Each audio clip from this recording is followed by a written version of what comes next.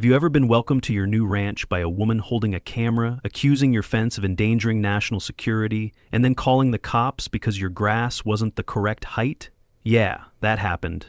My name's Graham, and what started as a peaceful retreat from my wife's cancer recovery turned into a bizarre HOA circus starring the queen of petty, Melinda. She doesn't run the neighborhood, she rules it, one complaint form at a time. But let's just say she picked the wrong neighbor to mess with. Ever dealt with a HOA nightmare or a neighborhood Karen? Drop a comment and tell me where you're watching from. This one's gonna hit close to home. When Eleanor and I first pulled up to our dream ranch, the morning sun was painting everything golden. 50 acres of pure Texas countryside, rolling hills as far as the eye could see, and most importantly, silence. After months of chemotherapy appointments and sterile hospital rooms, my wife needed this. The clean air, the space, the peace we'd saved 30 years to afford. I'd taken my government pension and bought us paradise, or so I thought.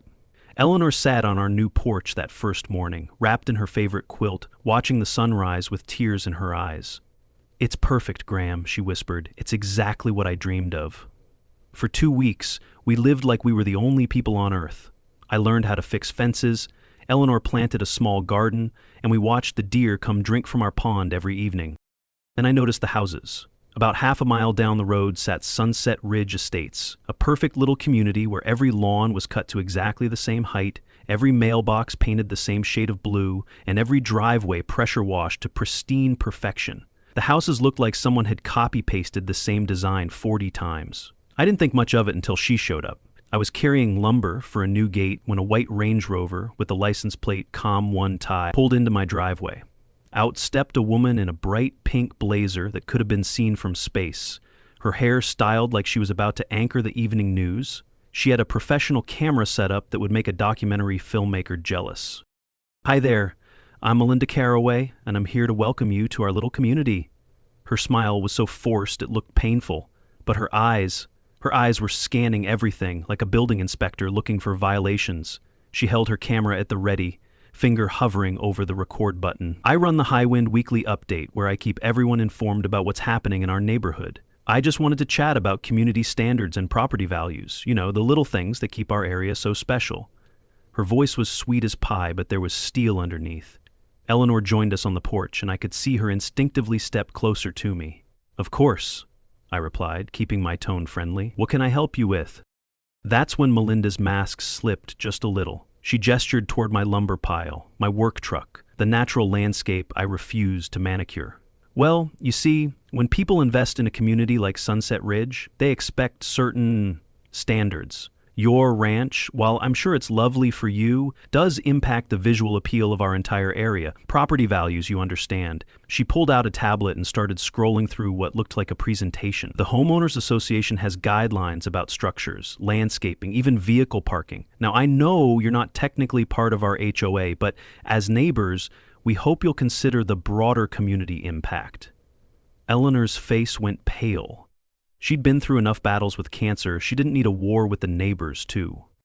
I kept my voice calm, drawing on 3 decades of dealing with difficult people in government work. "I appreciate your concern, Melinda, but this is private property. We're not part of your HOA, and we're well within county regulations." Her smile got tighter.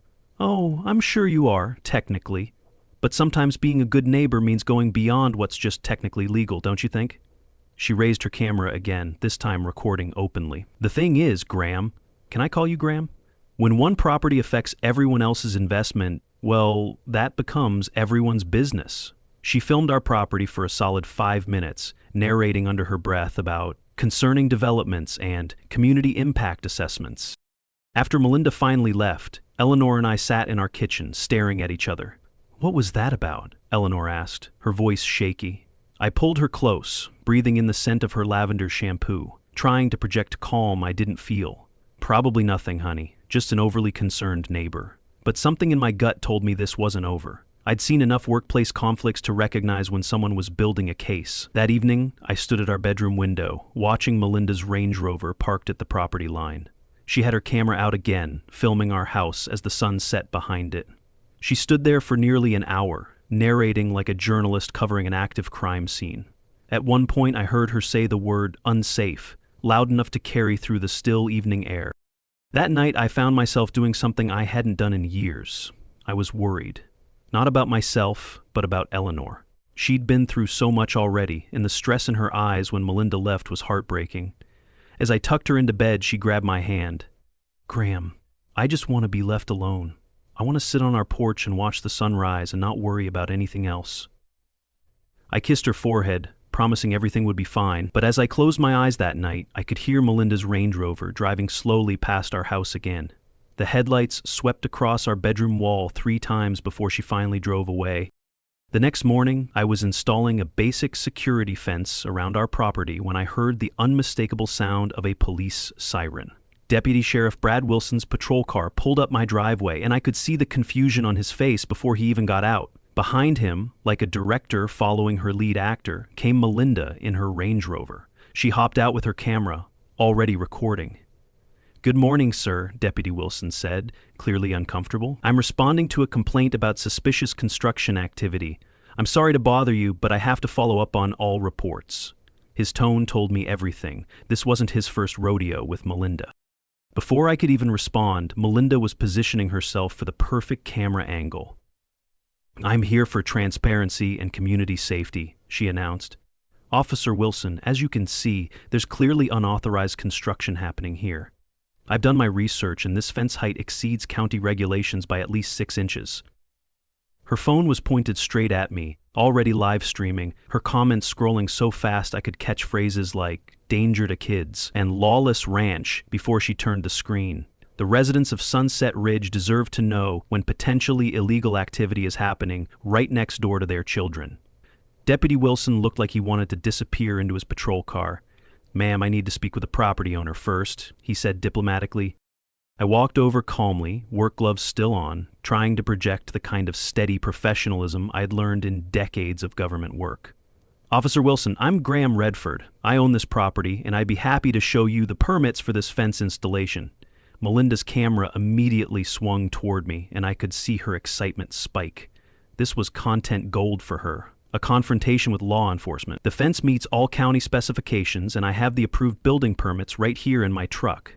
Deputy Wilson reviewed my paperwork while Melinda provided running commentary for her audience about concerning patterns. When Wilson confirmed everything was legal and proper, I watched Melinda's face fall for just a moment before she pivoted. "Well, Officer Wilson, what about the noise complaints, the environmental impact, the precedent this sets for other property owners?" She was grasping now, clearly hoping to manufacture some kind of violation. Deputy Wilson's patience was wearing thin. "Ma'am, this is a legal construction project on private property. There's no violation here." But Melinda wasn't done. "I think it's important for the community to understand what's happening here," she said, stepping closer to get a better camera angle of the fence.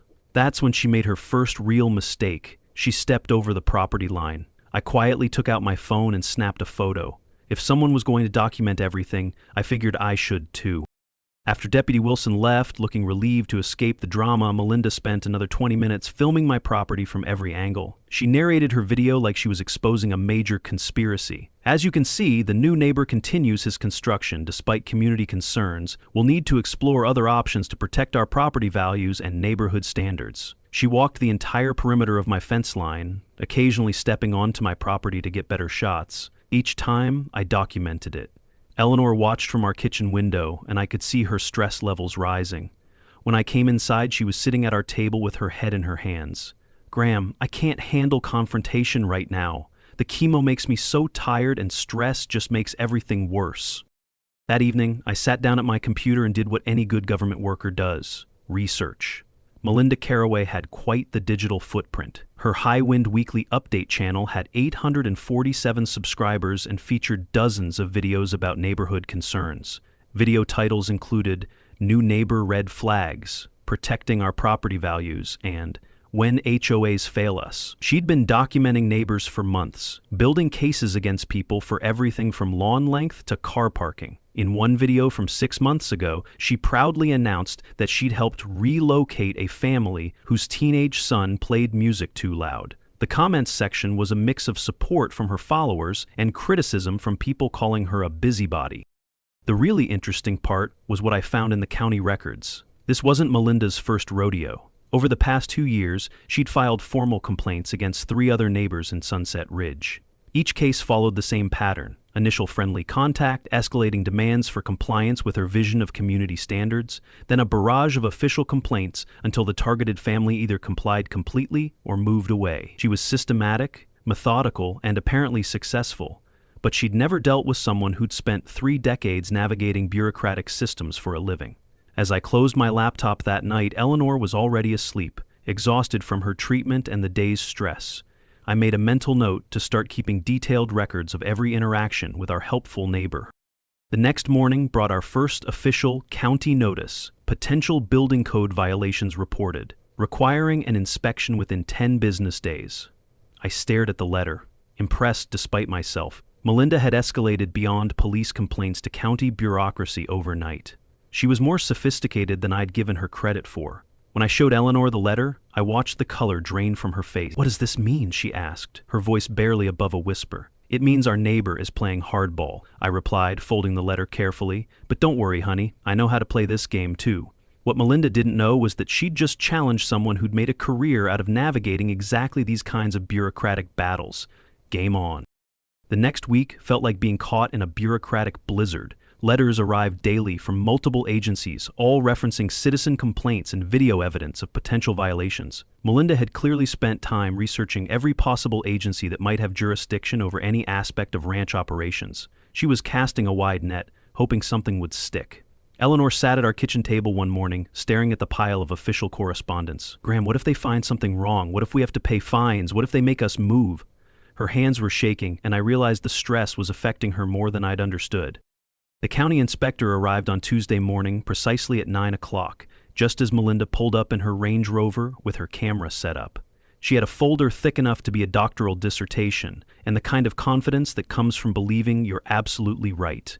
The inspector, a tired-looking man, glanced between my normal ranch setup and Melinda's production with obvious confusion. "Sir, I'm here to investigate reported building and environmental violations," he said. "I have to admit, this is one of the more comprehensive complaint packages I've received." Melinda immediately launched into what she clearly considered her star performance.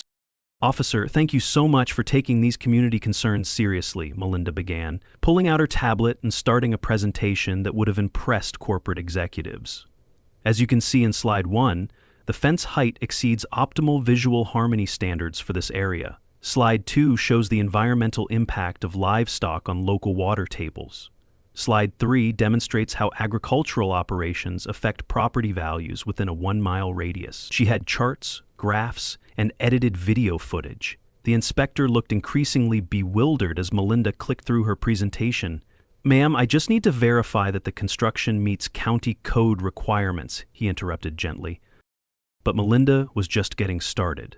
"The precedent concerns are significant," she continued, advancing to slide 7. "If we allow agricultural operations without proper community input, where does it end? What about noise ordinances? What about traffic patterns from feed deliveries? What about the impact on children's safety?" She had clearly spent hours, maybe days, preparing this presentation. The inspector glanced at me with what looked like sympathy. "Sir, do you have your permits and inspection records available?" I handed him a neat folder containing every document from the original purchase to the most recent building permits. Everything was legal, properly filed, and completely up to code. After 2 hours of Melinda's presentation and the inspector's methodical inspection, the result was exactly what I'd expected. No violations found. "Everything appears to be in order," he told us both. "The construction meets all county requirements, and agricultural operations are specifically permitted for properties of this size." Melinda's face went through several expressions: surprise, disappointment, then determination. "What about cumulative impact assessments? What about community input requirements? Surely there's a process for neighbors to voice legitimate concerns." The inspector packed up his clipboard with the weary air of someone who'd dealt with this before. "Ma'am, property owners have the right to use their land within legal parameters. I can't cite violations that don't exist." After the inspector left, I found myself genuinely curious about Melinda's background. This level of organization and persistence suggested someone with experience in research and presentation. A little digging revealed she'd worked in marketing and communications before her divorce. She understood how to build narratives, how to present information persuasively, and how to use bureaucratic systems to achieve her goals. The problem was, she'd picked the wrong target. While she was building her case against me, I was building my own case against her. Every interaction, every complaint, every video she made was going into a file that would make any lawyer proud. But what really made me pause wasn't just her persistence. It was something I stumbled across completely by accident.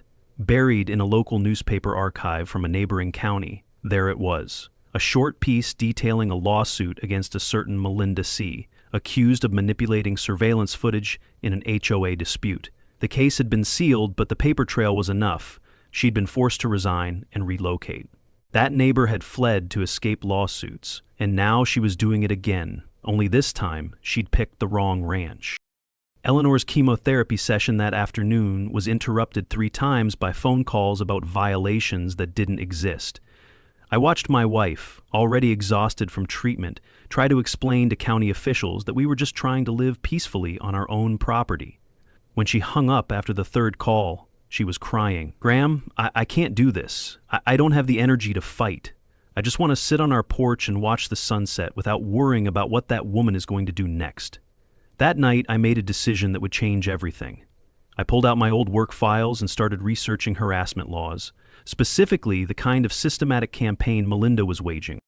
What I found in my research was illuminating, but the real discovery came by accident. While searching for information about Melinda's previous HOA involvement, I stumbled across an old newspaper archive from a neighboring county. There it was, a brief article about a harassment lawsuit where Melinda had been accused of editing surveillance footage to create false evidence against neighbors. The case had been settled quietly, with Melinda agreeing to resign from that HOA. She'd done this before, and she'd been legally forced to stop. Now I understood why she'd moved to Sunset Ridge. She was running from her previous harassment campaign that had gone too far.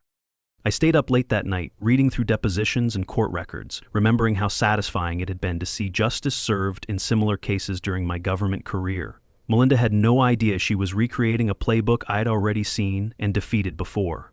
The next morning brought an emergency HOA meeting notice in our mailbox. Urgent community safety discussion, scheduled for Saturday afternoon. The notice was professionally printed, complete with Sunset Ridge letterhead and Melinda's signature as HOA president. The agenda included discussion of new neighbor impact on community standards and voting on protective measures for property values. I showed Eleanor the notice, and for the first time since this whole thing started, I saw something other than worry in her eyes. I saw anger. "Graham, she's trying to turn the entire neighborhood against us. We haven't done anything wrong and she's making us sound like criminals." I folded the notice carefully and added it to my growing documentation file. "Don't worry, honey. I think it's time we attended one of Melinda's meetings." Saturday afternoon arrived with the kind of crisp autumn weather that makes Texas beautiful. I helped Eleanor into our truck, and we drove the half-mile to Sunset Ridge Community Center, passing perfectly manicured lawns and identical driveways.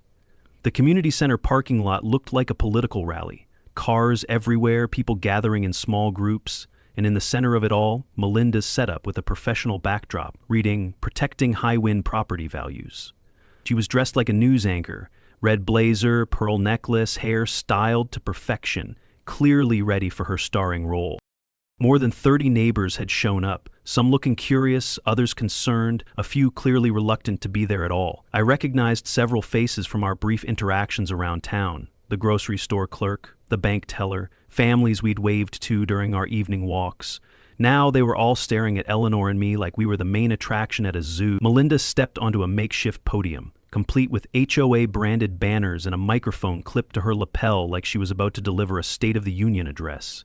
A mini American flag flapped awkwardly behind her. "Thank you all for coming to this urgent community discussion. As your HOA president, I felt it was crucial that we address the situation that's developing right next door to our beautiful community." She gestured toward a large screen displaying what she called her impact assessment presentation. The presentation was masterful. I had to give her credit for that. She'd taken normal ranch activities and presented them as threats to community safety and property values. Melinda flashed slide after slide like a lawyer on caffeine, bold red charts, scary-sounding headlines, and out-of-context photos of our barn during construction. It was less a presentation and more a visual trial. I could see some neighbors frowning, unsure whether they were watching facts or fiction. As you can see, agricultural operations within 1 mile of residential communities can significantly affect home values, air quality, and noise levels. Eleanor squeezed my hand as neighbors around us started murmuring with concern. But Melinda's real talent was reading the room and adjusting her message accordingly. When she sensed skepticism, she pivoted to financial concerns. I know everyone here has invested their life savings in their homes. These are our retirement funds, our children's college funds, our financial security. When property values drop, we all suffer. Eleanor stood up slowly, voice trembling. We're just trying to survive this. But Melinda raised one hand dramatically. Please, let's stay on topic. This is about property values, not personal issues. When she saw nods of agreement from the crowd, she pushed harder. The question isn't whether we like our neighbors. I'm sure they're lovely people. The question is whether we can afford to let one property owner's choices affect everyone else's financial future. She presented a formal vote. Residents could request that the new neighbors voluntarily modify their property use to align with community standards. I almost raised my hand, not to vote, but to call out the circus for what it was. But I held back. This wasn't the stage for my rebuttal. No, that would come later, much later, when the whole show came crashing down. During the question and answer period, I watched Melinda work the crowd like a seasoned politician. When one neighbor asked if we'd been approached diplomatically first, Melinda had video evidence of our uncooperative response to reasonable community requests. When another neighbor wondered about property rights, she had statistics about community standards increasing everyone's property values. She was systematic, persuasive, and unfortunately effective. Melinda didn't even wait for discussion. All in favor, hands went up too fast. I counted. 23. Only 7 dared oppose. Eleanor and I sat quietly in the back, taking notes and trying to look non-threatening. After the formal meeting ended, the real drama began. Neighbors approached us with a mixture of sympathy and suspicion.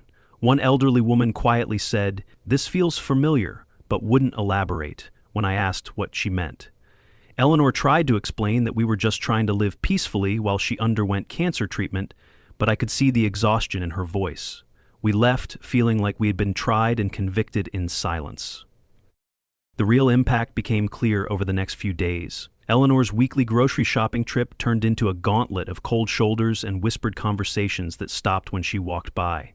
Neighbors who had smiled and waved before now looked away or found sudden urgent business elsewhere. The pharmacist, who had always been friendly during Eleanor's prescription pickups, was suddenly formal and distant. I watched my wife, already weakened by chemotherapy, deal with social isolation on top of everything else.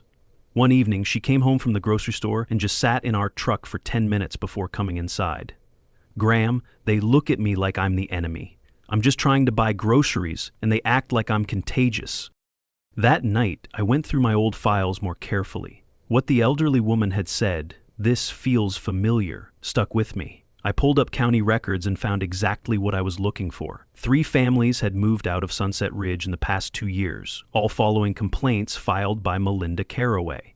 The Hendersons left after 6 months of disputes about their teenage son's band practice. The Williams family moved after Melinda organized a campaign against their home business. The Johnsons relocated following a battle over their vegetable garden that allegedly violated aesthetic standards. Each case followed the same pattern: initial friendly contact, escalating demands, community pressure, bureaucratic complaints, then ultimate relocation. I was starting to understand that Melinda wasn't just a difficult neighbor. She was running a systematic operation to control every aspect of her community. She'd turned the HOA into her personal enforcement mechanism and used community meetings, like political rallies, to manufacture consensus for her agenda. But she'd made one crucial mistake. She assumed I was just another suburban property owner who would fold under pressure. She had no idea she was dealing with someone who'd spent 30 years navigating exactly these kinds of conflicts for a living. As I closed the files that night, I realized I'd found something that changed everything. Legal precedent from a case I'd personally worked on, a case that was about to become very relevant to our situation. The next morning brought another official letter, this one from the county commissioner's office requesting voluntary compliance with community harmony standards. I read it twice, impressed by Melinda's escalation strategy. She was systematically working through every level of local government, building an official paper trail that would support her narrative. But as I filed the letter with all the others, I couldn't help smiling, because buried in my old case files was State of Texas versus Sunset Ridge Homeowners Association, a case I'd supervised 5 years ago involving the exact same harassment tactics Melinda was using now. The defendant in that case had been forced to pay significant damages and legal fees. I was starting to think our neighbor might be about to learn a very expensive lesson about the difference between being persistent and being legally liable for harassment. On the drive home, Eleanor stared out the window, silent. Then, barely a whisper, "I've fought cancer with more dignity than this."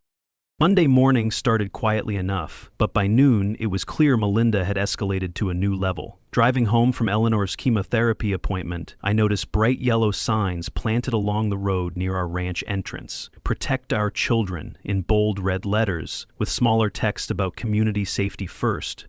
The signs were professionally made and strategically placed to be visible from our driveway. Eleanor saw them at the same time I did. "Graham, what does that even mean? Protect children from what? We don't have anything dangerous here." Her voice was shaky, and I could see the stress was affecting her more than the chemotherapy at this point. By that evening, Melinda had organized what looked like a full-scale petition drive. She went door to door through Sunset Ridge with a clipboard, professional camera equipment, and her now familiar rehearsed talking points. From our porch, I could see her presenting documents to neighbors, filming their responses, and building what appeared to be a comprehensive case for community action. Eleanor sat wrapped in her quilt, watching the performance with a mixture of exhaustion and disbelief. "She's making this her full-time job," Eleanor observed. "How does someone have this much time and energy to spend on harassing neighbors?" I was wondering the same thing, but I was also taking detailed notes about everything I witnessed. Tuesday brought the confrontation I'd been dreading. Eleanor had insisted on doing her own grocery shopping. Maintaining independence was important to her sense of dignity during treatment. I should have gone with her, but she'd been so determined to handle normal activities on her own. She came home 2 hours later, pale and shaking, barely able to tell me what had happened. I was in the produce section, just buying apples, when Melinda appeared with her camera. She started filming me and demanding answers about why we were endangering community children with agricultural hazards. Eleanor's voice broke as she continued. People started gathering around, some filming with their phones, and I couldn't breathe. I just couldn't handle everyone staring at me like I was some kind of criminal. The full story emerged slowly. Melinda had cornered Eleanor in the grocery store's produce section, confronting her on camera about our ranch's impact on child safety in the community. She demanded Eleanor explain why we wouldn't be reasonable neighbors and modify our property use. Eleanor, already weakened from chemotherapy and overwhelmed by the public confrontation, had tried to explain that we just wanted to live peacefully while she recovered from cancer treatment. But Melinda had pressed harder, asking why Eleanor's personal health problems should take priority over community safety concerns. That's when Eleanor's stress response kicked in: rapid breathing, chest pain, dizziness, and the terrifying feeling that she couldn't get enough air. A crowd had gathered as Eleanor struggled with what was clearly a panic attack. Instead of helping, several people filmed the incident while Melinda continued her questioning. Eleanor collapsed against the produce display, gasping for breath, and finally someone called for medical assistance. She wasn't just suffocating from a panic attack, she was drowning in humiliation, in betrayal by strangers with phones, and in the realization that even her sickness couldn't buy her peace. The paramedics arrived within minutes, checking Eleanor's vitals and determining she was having a severe stress response rather than a heart attack. As they loaded her onto a stretcher, Melinda actually filmed the ambulance loading process, narrating to her camera about the emotional manipulation tactics some people use to avoid community accountability. I arrived at the hospital to find Eleanor hooked up to monitors, exhausted and humiliated. That night, as Eleanor slept under mild sedation, I sat beside her hospital bed and made a decision that would change everything. For weeks, I'd been trying to handle this situation diplomatically, hoping reason would prevail. I documented everything, filed appropriate responses, and tried to be the better person. But watching my wife, who was already fighting for her life against cancer, being terrorized by a neighbor's power games was my breaking point. I'd spent 30 years in government work learning how to navigate bureaucratic systems and legal processes. It was time to stop playing defense and start playing offense. I spent the rest of that night in the hospital cafeteria with my laptop, researching harassment laws, civil rights violations, and legal precedents for systematic campaigns of intimidation. What I found was encouraging. Texas law provided strong protections against exactly the kind of behavior Melinda was exhibiting. Systematic harassment, intentional infliction of emotional distress, abuse of legal processes, and violation of privacy rights. She'd been building a case against us for weeks, but she'd also been building a case against herself. Every video, every complaint, every public confrontation was documented evidence of harassment. Eleanor was released the next morning with instructions to avoid stress and continue her cancer treatment without additional complications. As we drove home, she was quieter than I'd ever seen her. Finally, she spoke. "Graham, I just wanted some peace in whatever time I have left. I wanted to sit on our porch and watch the sunrise and not worry about anything else." She turned to look at me with tears in her eyes. I can't fight her and fight cancer at the same time. I don't have the strength for both battles. I pulled over and held her while she cried, promising that she wouldn't have to fight anyone. I would handle Melinda Caraway, and I would handle her permanently. That afternoon, I received notification that Melinda had filed a police report claiming I had made violent threats toward community members during the grocery store incident. The report alleged that I had called her personally and threatened retaliation for her legitimate community safety concerns. The problem with that allegation was simple. I had been at the hospital with Eleanor during the time Melinda claimed I called her. I had hospital security footage, medical staff witnesses, and credit card records placing me exactly where I said I was. Melinda had just made her first major tactical error, filing a false police report with an easily disproven timeline. Deputy Wilson came to the house that evening to follow up on the complaint. He looked even more uncomfortable than usual. "Mr. Redford, I have to ask about this phone call allegation. Can you account for your whereabouts yesterday between 2 and 4 p.m.? I handed him copies of Eleanor's hospital records, the medical incident report, and the security camera timestamps showing my presence in the hospital during the alleged phone call. Wilson reviewed the documents and shook his head. "Sir, I'm going to be honest with you. This is the 15th complaint call I've responded to involving your neighbor in the past 6 months. The pattern is concerning." He couldn't say more officially, but his message was clear. Melinda's credibility was becoming a problem for law enforcement, too. That night, I made a decision that would end this harassment campaign permanently. I called a number I hadn't used in years, a contact at the district attorney's office who specialized in civil rights violations and systematic harassment cases. It was time to stop playing Melinda's game and start playing by rules she didn't understand. Because what she didn't know was that she'd just challenged someone who had spent his entire career dealing with people who thought they could abuse legal systems to get their way. "Game over, Melinda. You just picked a fight with the wrong retired government worker." Wednesday morning brought Deputy Wilson to our door again, but this time his expression was different, more serious, more official. "Mr. Redford, I need you to come down to the station for an interview regarding the complaint filed against you." I could see Eleanor's face go pale from the kitchen doorway. "Am I under arrest?" I asked, though I already knew the answer. "No, sir, but we need to follow proper procedure when allegations of threats are made." I grabbed my documentation folder. Hospital records, security footage, timestamps, credit card receipts, and medical staff contact information. If Melinda wanted to play the false accusation game, I was prepared to win it decisively. The interview room at the sheriff's department was exactly what you'd expect. Fluorescent lights, metal table, and the kind of uncomfortable chairs designed to make people want to confess quickly.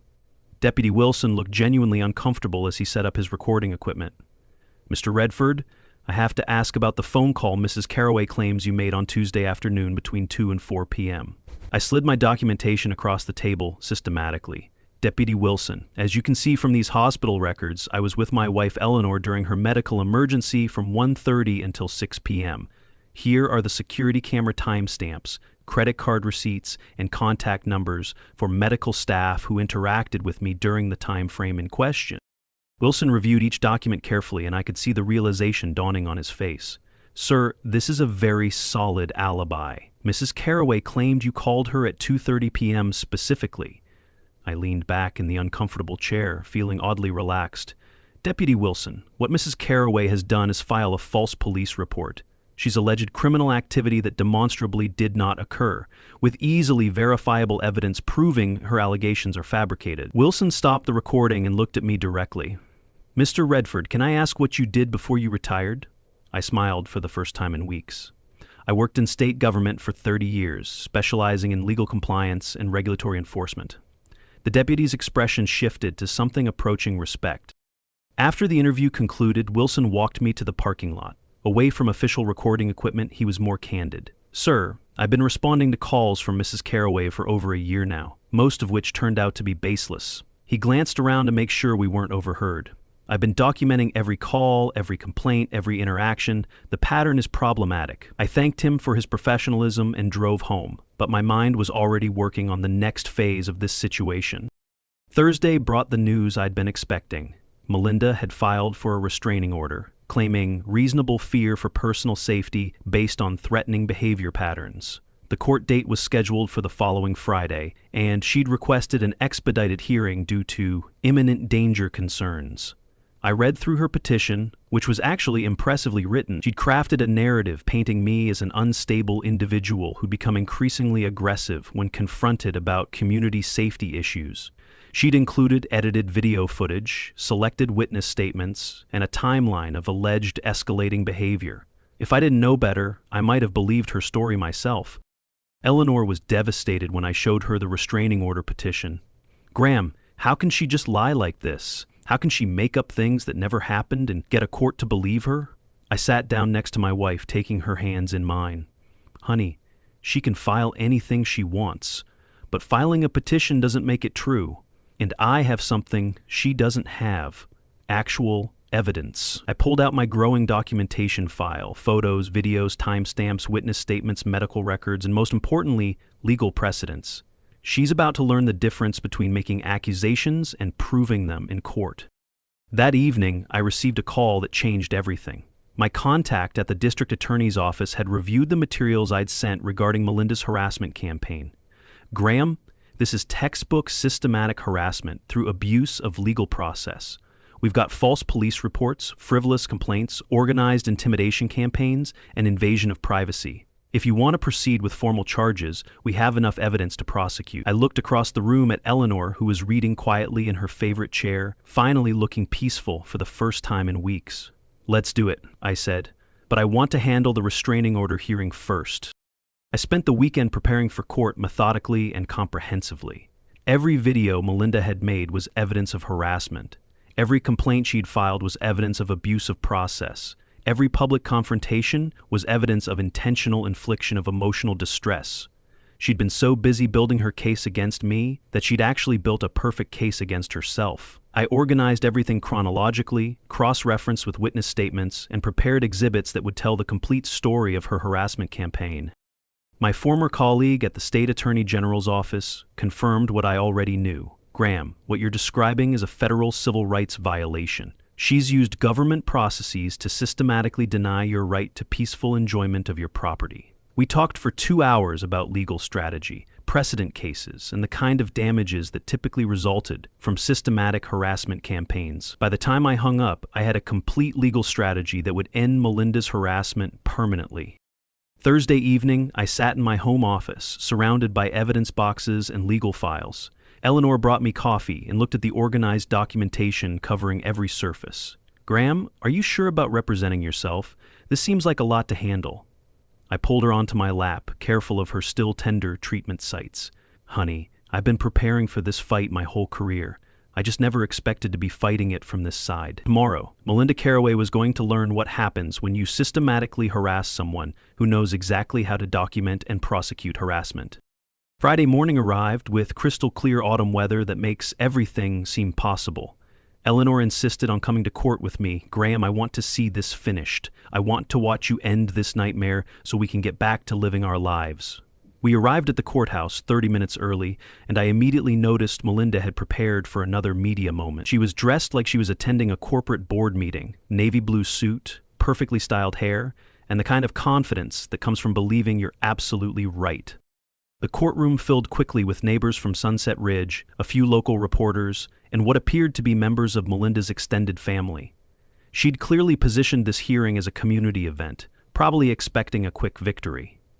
The judge called the court to order precisely at 10 a.m., and Melinda's attorney immediately began presenting their case. "Your Honor, Mrs. Caraway seeks protection from an increasingly unstable neighbor whose threatening behavior has escalated to the point where she fears for her personal safety."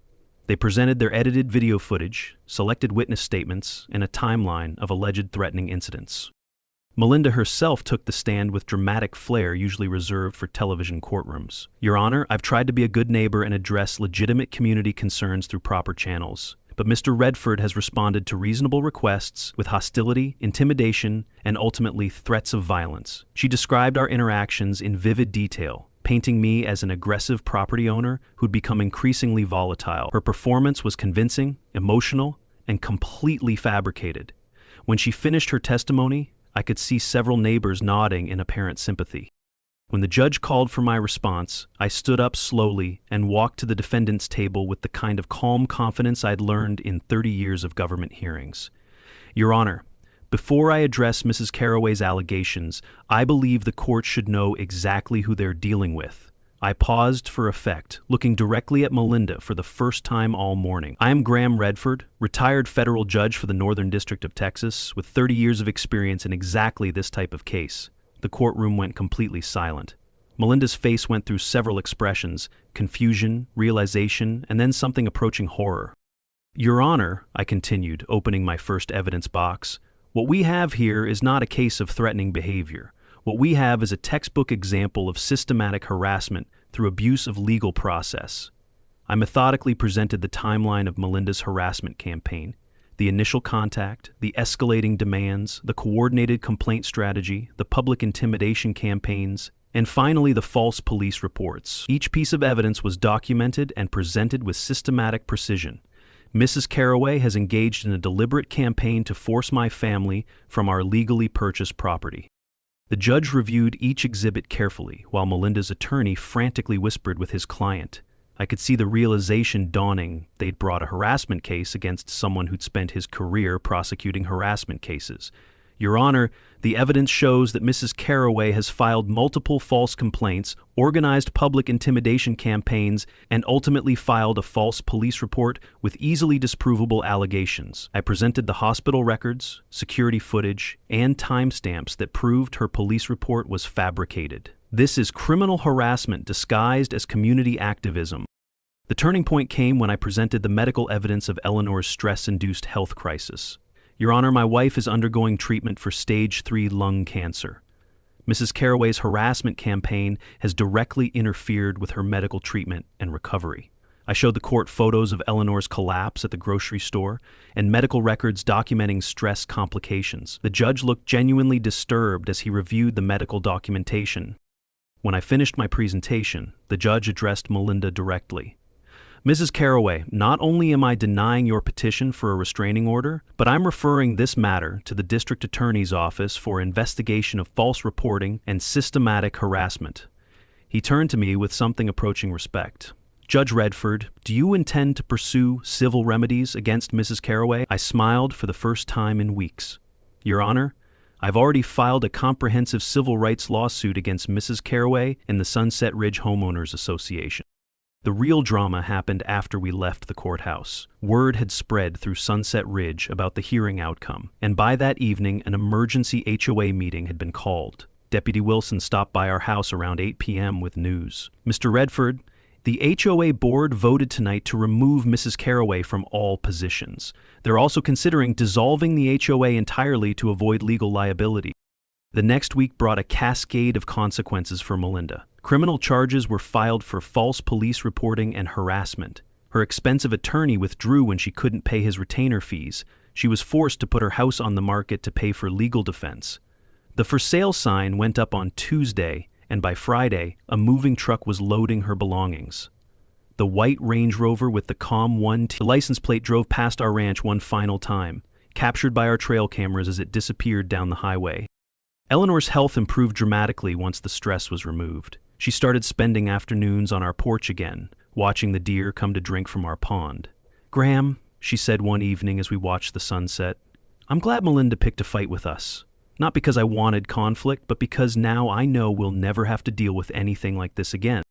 6 months later, an elderly neighbor approached me with a leather-bound journal, documenting everything Melinda had done to other families in the neighborhood.